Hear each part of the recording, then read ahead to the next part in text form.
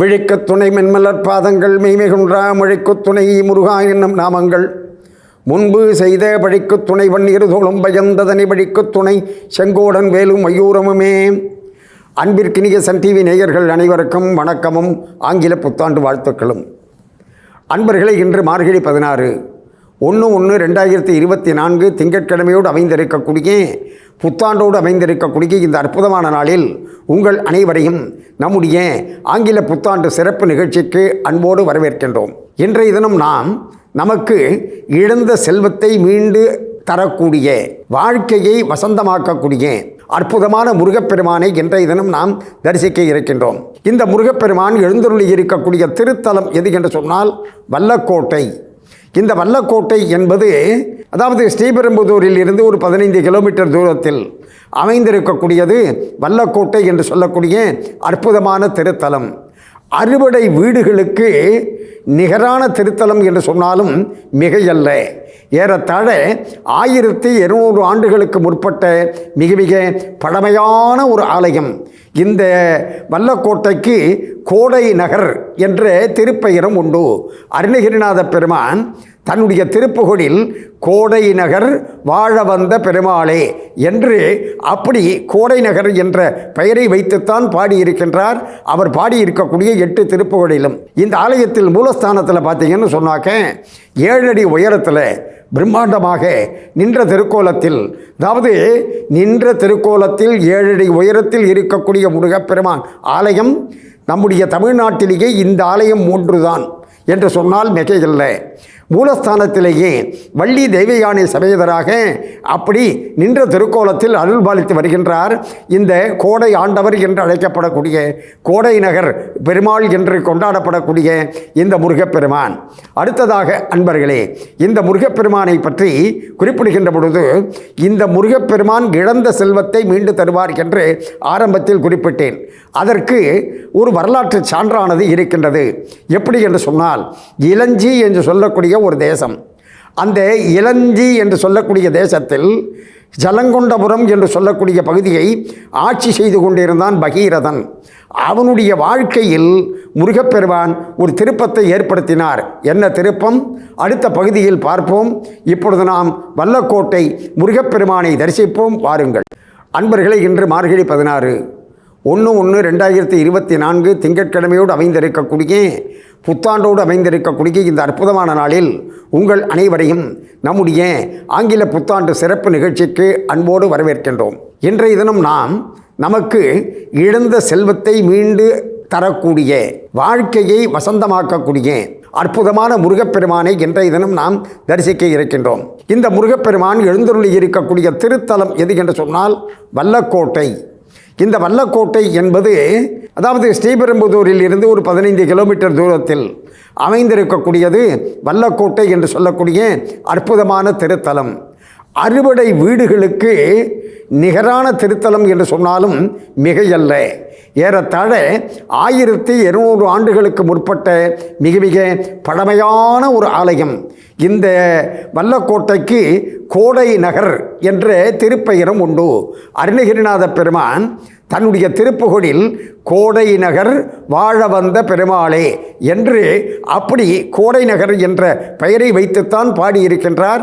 அவர் பாடியிருக்கக்கூடிய 8 திருப்புகழிலும். இந்த ஆலயத்தில் மூலஸ்தானத்தில் பார்த்தீங்கன்னு சொன்னாக்க 7 அடி உயரத்தில் பிரம்மாண்டமாக நின்ற திருக்கோலத்தில், அதாவது நின்ற திருக்கோலத்தில் 7 அடி உயரத்தில் இருக்கக்கூடிய முருகப்பெருமான் ஆலயம் நம்முடைய தமிழ்நாட்டிலேயே இந்த ஆலயம் 3 தான் என்று சொன்னால் மிகையில்லை. மூலஸ்தானத்திலேயே வள்ளி தெய்வயானை சமேதராக அப்படி நின்ற திருக்கோலத்தில் அருள் பாலித்து வருகின்றார் இந்த கோடை ஆண்டவர் என்று அழைக்கப்படக்கூடிய கோடை நகர் பெருமாள் என்று கொண்டாடப்படக்கூடிய இந்த முருகப்பெருமான். அடுத்ததாக அன்பர்களே, இந்த முருகப்பெருமானை பற்றி குறிப்பிடுகின்ற பொழுது இந்த முருகப்பெருமான் இழந்த செல்வத்தை மீண்டு தருவார் என்று ஆரம்பத்தில் குறிப்பிட்டேன். அதற்கு ஒரு வரலாற்று சான்றானது இருக்கின்றது. எப்படி என்று சொன்னால், இளஞ்சி என்று சொல்லக்கூடிய ஒரு தேசம்.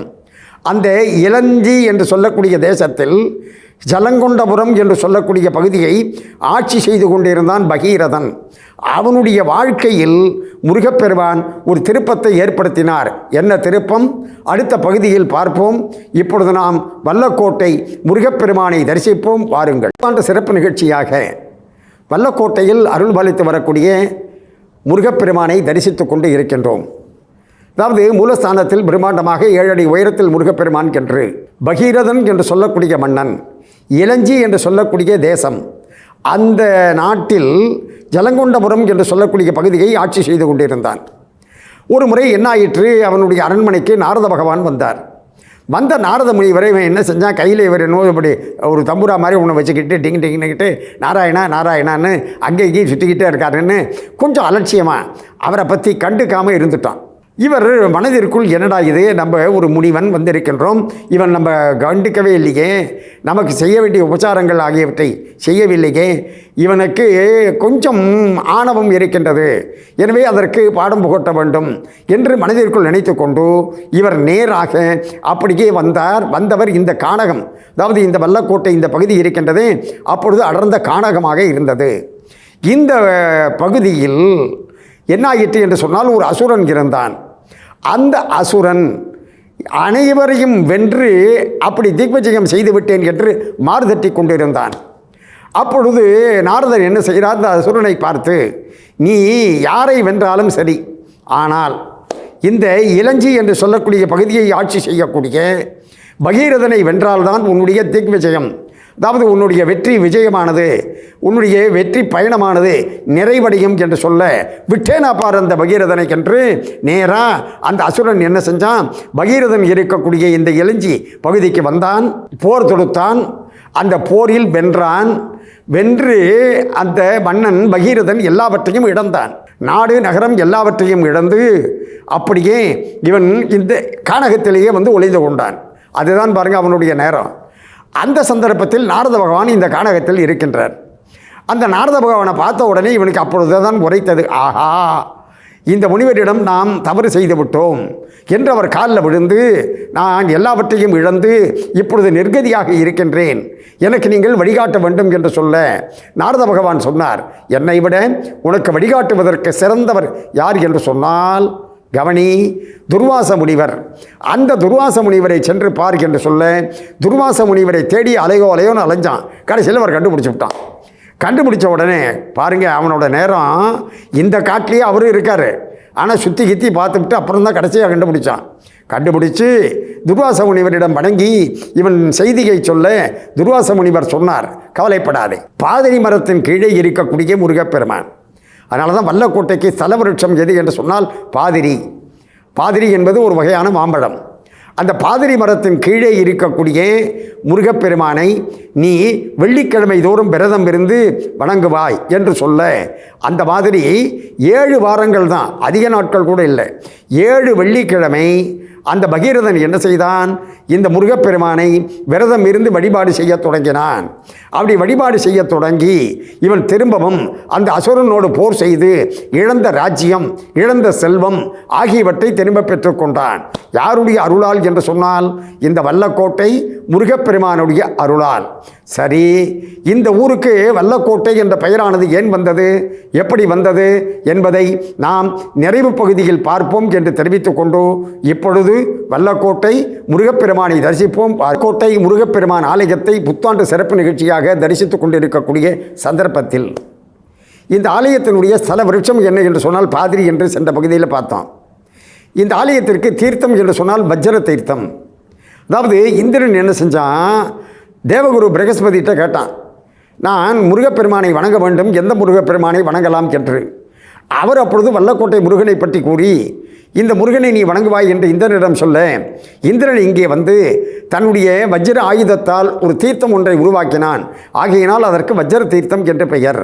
அந்த இந்திரனும் இந்த முருகப்பெருமானை பூஜித்து அவன் மிகப்பெரிய செல்வத்தை சுகபோகங்களை அடைந்திருக்கின்றான் என்பது ஸ்தல வரலாறு என்று சொல்கின்ற நேரத்தில் இந்த ஆலயத்தினுடைய சிறப்புகளை இந்த ஆலயத்தின் செயல் அலுவலர் செந்தில்குமார் அவர்களும் தலைமை அர்ச்சகர் சந்திரசேகர சிவாச்சாரியார் அவர்களும் கூறுவதை இப்பொழுது நாம் கேட்போம். இந்த திருத்தலத்தினை பற்றி அருணகிரிநாத சுவாமிகள் 8 திருப்புகள் அருளியுள்ளார்.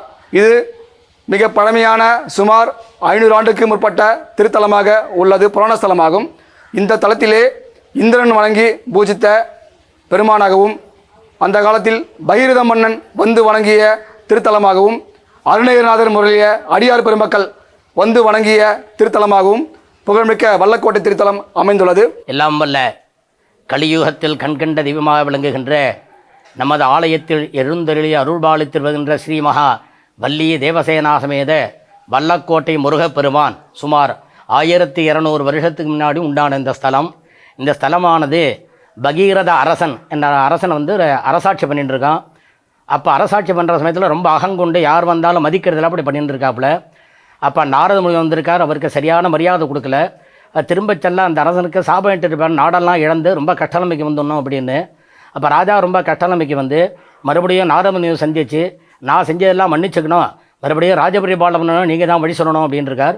அவருடனே தூர்வாச முனிவரை போய் தரிசனம் பண்ண சொல்லிருக்கார். அவரை போய் தரிசனம் பண்ணோன்னு அவர் உடனே பாதிரி மரத்தடியில் இருந்து முருகப்பெருமானை நினச்சி சுக்கிரவாரம் விரதமரு வெள்ளிக்கிழமை விரதமரு நீ நினைக்கக்கூடிய காரியமான உடனே நிஜமாகும் அப்படின்னு இந்த முருகப்பெருமானுடைய ஆலயத்துடைய ஸ்தலவிருட்சமான பாதிரி ஸ்தலவிருட்சம் அதிலிருந்து தமம் பண்ண உடனே கல்யாண கால காட்சியோட காட்சியளித்து மறுபடியும் ராஜபரிபாலனை பண்ணதான் ஐதீகம். அன்பர்களே, அருணகிரிநாத பெருமானால் பாடல் பெற்றது வல்லக்கோட்டை முருகனாலயம் என்று குறிப்பிட்டோம் அல்லவா? அருணகிரிநாத பெருமான் அப்படி திருத்தல யாத்திரையாக வந்து கொண்டே இருக்கின்ற நேரத்தில் திருப்போரூரிலே தரிசனம் செய்தார். அங்கிருந்து அவர் நேராக திருத்தணி போகணும். திருப்போரூரில் இரவு தங்கிய பொழுது அவருடைய கனவிலே வந்து முருகப்பெருமான் கோடை நகர் வர மறந்தனையோ என்று கேட்டான். அதாவது வல்லக்கோட்டைக்கு கோடை நகர் என்ற ஒரு பெயரும் உண்டு. ஆகையினால் அதை குறிப்பிட்டு அழகாக அருணகிரிநாத பெருமானிடம் கோடை நகர் மறந்தனையோ என்று கேட்க ஆகான்னு வாரி சுருட்டிக்கிட்டு மறுநாளைக்கு காலையில் ஏந்திரிச்சு அந்த கோடை நகர் எங்கே இருக்கின்றது என்று விசாரித்து வல்லக்கோட்டையில் வந்து முருகப்பெருமானை பார்த்தார். பார்த்தவர் அழகு சந்த தமிழில் 8 திருப்புகழ் அப்படியே பாடி அருளி இருக்கின்றார். அந்த திருப்புகழில் இருந்து நாம் ஒன்றை இப்பொழுது சிந்தித்து பார்ப்போம். ஆதி முதநாளில் எந்தன் தாய் உடலே இருந்து ஆக மலமாகி நின்று புவி மீதில் ஆசையுடனே பிறந்து நேசமுடனே வளர்ந்து ஆள் அழகனாகி நின்று விளையாடி பூதலமெல்லாம் அலைந்து மாதருடனே கலந்து பூமிதனில் வேணுமென்று பொருள் தேடி போகமதிலே உடன்று பாழ் நரகு எய்தாமல் உந்தன் பூவடிகள் சேர அன்பு தருவாயே. சீதை கொடு போகும் அந்த ராவணனை மாள வென்ற தீரன் அரி நாரணன் தன் மருகோனே கூடி ஒரு சூரர் தங்கள் மார்பை இரு கூறு கொண்ட கோடை நகர் வாழ வந்த பெருமாளே. இந்த திருப்புகழில் பாருங்க, கோடை நகர் வாழ வந்த பெருமாளே என்று கடைசியில் குறிப்பிடுகின்றார். அதே மாதிரி எல்லா திருப்புகளையும் கோடை நகர் கோடை நகர் கோடை நகர் என்றே குறிப்பிடுவார். இந்த ஆலயத்திற்கு என்று பிரத்யேகமாக சிறப்பாக சில வழிபாட்டு முறைகள் என்ன என்று சொன்னால் பிரார்த்தனைகள்.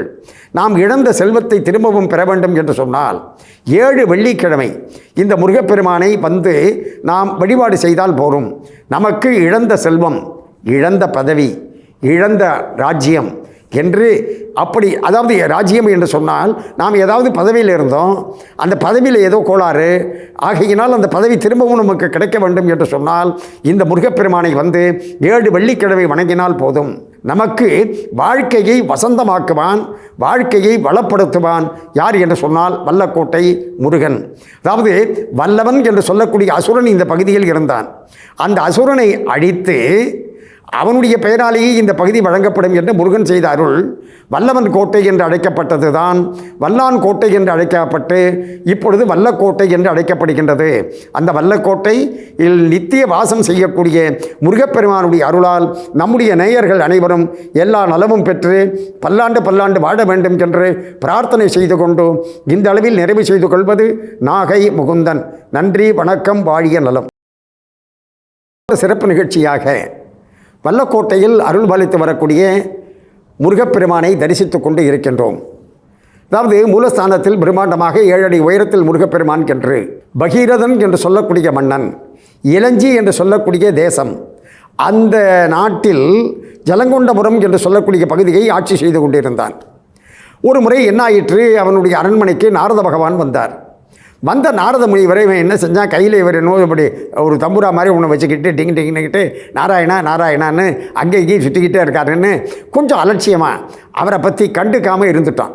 இவர் மனதிற்குள் என்னடா இது, நம்ம ஒரு முனிவன் வந்திருக்கின்றோம், இவன் நம்ம கண்டிக்கவே இல்லையே, நமக்கு செய்ய வேண்டிய உபச்சாரங்கள் ஆகியவற்றை செய்யவில்லையே, இவனுக்கு கொஞ்சம் ஆணவம் இருக்கின்றது, எனவே அதற்கு பாடம் புகட்ட வேண்டும் என்று மனதிற்குள் நினைத்து கொண்டு இவர் நேராக அப்படியே வந்தவர் இந்த கானகம், அதாவது இந்த வல்லக்கோட்டை இந்த பகுதி இருக்கின்றது, அப்பொழுது அடர்ந்த கானகமாக இருந்தது.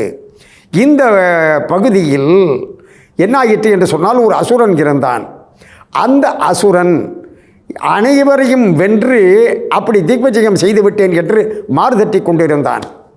அப்பொழுது நாரதர் என்ன செய்கிறார், அந்த அசுரனை பார்த்து, நீ யாரை வென்றாலும் சரி, ஆனால் இந்த இளஞ்சி என்று சொல்லக்கூடிய பகுதியை ஆட்சி செய்யக்கூடிய பகீரதனை வென்றால்தான் உன்னுடைய திக்விஜயம், அதாவது உன்னுடைய வெற்றி விஜயமானது, உன்னுடைய வெற்றி பயணமானது நிறைவடையும் என்று சொல்ல விட்டேனா பார் அந்த பகீரதனை என்று நேராக அந்த அசுரன் என்ன செஞ்சான், பகீரதன் இருக்கக்கூடிய இந்த இளஞ்சி பகுதிக்கு வந்தான், போர் தொடுத்தான், அந்த போரில் வென்றான்.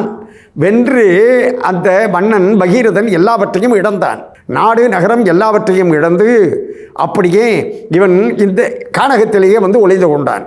அதுதான் பாருங்கள் அவனுடைய நேரம். அந்த சந்தர்ப்பத்தில் நாரத பகவான் இந்த கானகத்தில் இருக்கின்றார். அந்த நாரத பகவானை பார்த்த உடனே இவனுக்கு அப்பொழுது தான் உரைத்தது, ஆஹா, இந்த முனிவரிடம் நாம் தவறு செய்து விட்டோம் என்று அவர் காலில் விழுந்து, நான் எல்லாவற்றையும் இழந்து இப்பொழுது நிர்கதியாக இருக்கின்றேன், எனக்கு நீங்கள் வழிகாட்ட வேண்டும் என்று சொல்ல நாரத பகவான் சொன்னார், என்னை விட உனக்கு வழிகாட்டுவதற்கு சிறந்தவர் யார் என்று சொன்னால் கவனி, துர்வாச முனிவர். அந்த துர்வாச முனிவரை சென்று பார் என்று சொல்ல துர்வாச முனிவரை தேடி அலையோன்னு அலைஞ்சான். கடைசியில் அவர் கண்டுபிடிச்சி விட்டான். கண்டுபிடிச்ச உடனே பாருங்கள், அவனோட நேரம் இந்த காட்டிலேயே அவரும் இருக்கார், ஆனால் சுற்றி கித்தி பார்த்துவிட்டு அப்புறம் தான் கடைசியாக கண்டுபிடிச்சான். கண்டுபிடிச்சு துர்வாச முனிவரிடம் வணங்கி இவன் செய்தியை சொல்ல துர்வாச முனிவர் சொன்னார், கவலைப்படாதே, பாதிரி மரத்தின் கீழே இருக்கக்கூடிய முருகப்பெருமான். அதனால தான் வல்லக்கோட்டைக்கு ஸ்தல விருட்சம் எது என்று சொன்னால் பாதிரி. பாதிரி என்பது ஒரு வகையான மாம்பழம். அந்த பாதிரி மரத்தின் கீழே இருக்கக்கூடிய முருகப்பெருமானை நீ வெள்ளிக்கிழமை தோறும் விரதம் இருந்து வணங்குவாய் என்று சொல்ல, அந்த மாதிரி 7 வாரங்கள் தான், அதிக நாட்கள் கூட இல்லை, 7 வெள்ளிக்கிழமை அந்த பகீரதன் என்ன செய்தான், இந்த முருகப்பெருமானை விரதம் இருந்து வழிபாடு செய்ய தொடங்கினான். அப்படி வழிபாடு செய்ய தொடங்கி இவன் திரும்பவும் அந்த அசுரனோடு போர் செய்து இழந்த ராஜ்யம், இழந்த செல்வம் ஆகியவற்றை திரும்ப பெற்றுக்கொண்டான். யாருடைய அருளால் என்று சொன்னால் இந்த வல்லக்கோட்டை முருகப்பெருமானுடைய அருளால். சரி, இந்த ஊருக்கு வல்லக்கோட்டை என்ற பெயரானது ஏன் வந்தது, எப்படி வந்தது என்பதை நாம் நிறைவு பகுதியில் பார்ப்போம் என்று தெரிவித்துக் கொண்டு இப்பொழுது வல்லக்கோட்டை முருகப்பெருமானை தரிசிப்போம். வல்லக்கோட்டை முருகப்பெருமான் ஆலயத்தை புத்தாண்டு சிறப்பு நிகழ்ச்சியாக தரிசித்துக் கொண்டிருக்கக்கூடிய சந்தர்ப்பத்தில் இந்த ஆலயத்தினுடைய ஸ்தல விருட்சம் என்ன என்று சொன்னால் பாதிரி என்று சென்ற பகுதியில் பார்த்தோம். இந்த ஆலயத்திற்கு தீர்த்தம் என்று சொன்னால் வஜ்ர தீர்த்தம். அதாவது இந்திரன் என்ன செஞ்சான், தேவகுரு பிரகஸ்பதிகிட்ட கேட்டான், நான் முருகப்பெருமானை வணங்க வேண்டும், எந்த முருகப்பெருமானை வணங்கலாம் என்று. அவர் அப்பொழுது வல்லக்கோட்டை முருகனை பற்றி கூறி, இந்த முருகனை நீ வணங்குவாய் என்று இந்திரனிடம் சொல்ல, இந்திரன் இங்கே வந்து தன்னுடைய வஜ்ர ஆயுதத்தால் ஒரு தீர்த்தம் ஒன்றை உருவாக்கினான். ஆகையினால் அதற்கு வஜ்ர தீர்த்தம் என்று பெயர். அந்த இந்திரனும் இந்த முருகப்பெருமானை பூஜித்து அவன் மிகப்பெரிய செல்வத்தை சுகபோகங்களை அடைந்திருக்கின்றான் என்பது ஸ்தல வரலாறு என்று சொல்கின்ற நேரத்தில் இந்த ஆலயத்தினுடைய சிறப்புகளை இந்த ஆலயத்தின் செயல் அலுவலர் செந்தில்குமார் அவர்களும் தலைமை அர்ச்சகர் சந்திரசேகர சிவாச்சாரியார் அவர்களும் கூறுவதை இப்பொழுது நாம் கேட்போம். இந்த திருத்தலத்தினை பற்றி அருணகிரிநாத சுவாமிகள் 8 திருப்புகள் அருளியுள்ளார். இது மிக பழமையான சுமார் 500 ஆண்டுக்கு முற்பட்ட திருத்தலமாக உள்ளது, புராண ஸ்தலமாகும். இந்த தலத்திலே இந்திரன் வணங்கி பூஜித்த பெருமானாகவும் அந்த காலத்தில் பகீரத மன்னன் வந்து வணங்கிய திருத்தலமாகவும் அருணகிரிநாதர் முறைய அடியார் பெருமக்கள் வந்து வணங்கிய திருத்தலமாகவும் புகழ்மிக்க வல்லக்கோட்டை திருத்தலம் அமைந்துள்ளது. எல்லாம் வல்ல கலியுகத்தில் கண்கண்ட தெய்வமாக விளங்குகின்ற நமது ஆலயத்தில் எழுந்தருளிய அருள்பாலித்தில் வருகின்ற ஸ்ரீ மகா வள்ளி தேவசேனாசமேத வல்லக்கோட்டை முருகப்பெருமான் சுமார் 1200 வருஷத்துக்கு முன்னாடி உண்டான இந்த ஸ்தலமானது பகீரத அரசன் என்ற அரசன் அரசாட்சி பண்ணிட்டு இருக்கான். அப்போ அரசாட்சி பண்ணுற சமயத்தில் ரொம்ப அகங்கொண்டு யார் வந்தாலும் மதிக்கிறதுல அப்படி பண்ணிட்டு இருக்காப்புல. அப்போ நாரத முனி வந்திருக்கார், அவருக்கு சரியான மரியாதை கொடுக்கல. திரும்ப செல்ல அந்த அரசனுக்கு சாபம் இட்டுருப்பார், நாடெல்லாம் இழந்து ரொம்ப கஷ்டநிலைமைக்கு வந்துடணும் அப்படின்னு. அப்போ ராஜா ரொம்ப கஷ்டநிலைமைக்கு வந்து மறுபடியும் நாரத முனியை சந்திச்சு, நான் செஞ்சதெல்லாம் மன்னிச்சுக்கணும், மறுபடியும் ராஜபரிபாலனம் பண்ணணும், நீங்கள் தான் வழி சொல்லணும் அப்படின்னு இருக்கார். அவருடனே தூர்வாச முனிவர் போய் தரிசனம் பண்ண சொல்லிருக்கார். அவரை போய் தரிசனம் பண்ணோன்னு அவர் உடனே பாதிரி மரத்தடியில் இருந்து முருகப்பெருமானை நினச்சி சுக்கிரவாரம் விரதம் வரு, வெள்ளிக்கிழமை விரதம் வரு, நீ நினைக்கக்கூடிய காரியமான உடனே நிஜமாகும் அப்படின்னு இந்த முருகப்பெருமானுடைய ஆலயத்துடைய ஸ்தலவிருட்சமான பாதிரி ஸ்தலவிருட்சம் அதிலிருந்து தமம் பண்ண உடனே கல்யாண கால காட்சியோட காட்சியளித்து மறுபடியும் ராஜபரிபாலனை பண்ணதான் ஐதீகம். அன்பர்களே, அருணகிரிநாத பெருமானால் பாடல் பெற்றது வல்லக்கோட்டை முருகனாலயம் என்று குறிப்பிட்டோம் அல்லவா? அருணகிரிநாத பெருமான் அப்படி திருத்தல யாத்திரையாக வந்து கொண்டே இருக்கின்ற நேரத்தில் திருப்போரூரிலே தரிசனம் செய்தார். அங்கிருந்து அவர் நேராக திருத்தணி போகணும். திருப்போரூரில் இரவு தங்கிய பொழுது அவருடைய கனவிலே வந்து முருகப்பெருமான் கோடை நகர் வர மறந்தனையோ என்று கேட்டான். அதாவது வல்லக்கோட்டைக்கு கோடை நகர் என்ற ஒரு பெயரும் உண்டு. ஆகையினால் அதை குறிப்பிட்டு அழகாக அருணகிரிநாத பெருமானிடம் கோடை நகர் மறந்தனையோ என்று கேட்க ஆகான்னு வாரி சுருட்டிக்கிட்டு மறுநாளைக்கு காலையில் ஏந்திரிச்சு அந்த கோடை நகர் எங்கே இருக்கின்றது என்று விசாரித்து வல்லக்கோட்டையில் வந்து முருகப்பெருமானை பார்த்தார். பார்த்தவர் அழகு சந்த தமிழில் 8 திருப்புகழ் அப்படியே பாடி அருளி இருக்கின்றார். அந்த திருப்புகழில் இருந்து நாம் ஒன்றை இப்பொழுது சிந்தித்து பார்ப்போம்.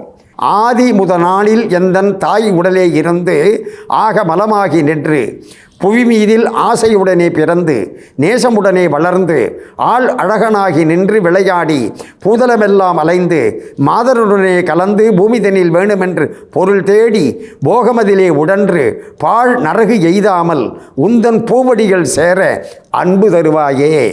சீதை கொடு போகும் அந்த ராவணனை மாள வென்ற தீரன் அரி நாரணன் தன் மருகோனே கூடி ஒரு சூரர் தங்கள் மார்பை இரு கூறு கொண்ட கோடை நகர் வாழ வந்த பெருமாளே. இந்த திருப்புகழில் பாருங்க, கோடை நகர் வாழ வந்த பெருமாளே என்று கடைசியில் குறிப்பிடுகின்றார். அதே மாதிரி எல்லா திருப்புகளையும் கோடை நகர் கோடை நகர் கோடை நகர் என்றே குறிப்பிடுவார்.